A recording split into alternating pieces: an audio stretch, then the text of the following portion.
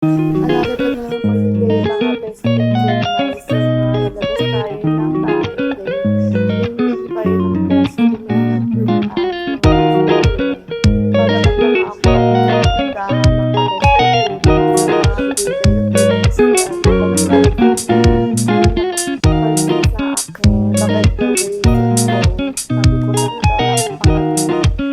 Yung nakabili na ng goods ay nakabest friend ko tunay ay si kuya naglalakad ko.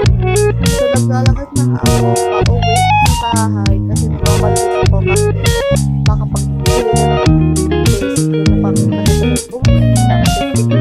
Ayun naman sa bahay na tayo mga basic ko na. So binibigyan ko ng food ay good today, surprise mo.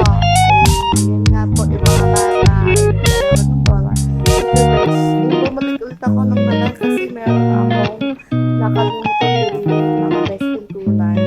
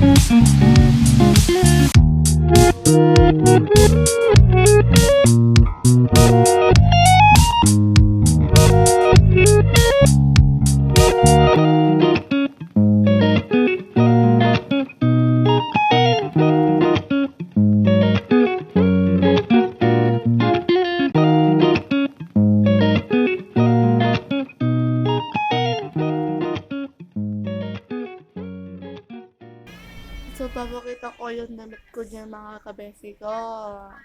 So, maliligo nga tayo mga person, mga beshi. So, so tinatamad ako maliligo pa ako or hindi. Sabi ko mamaya lang ako maliligo kasi natamad pa ako. Ay, yung ibigay sa akin dito yan, ang damit kong shirt na color pink kasi di ko na sinusuot yun na best friend ko na yun. So, kantayin ko kayo kung ano, gusto kita, bakit, gusto kita, bakit mahal kita, o gil ko. So, papili ko, nababaliw na ako.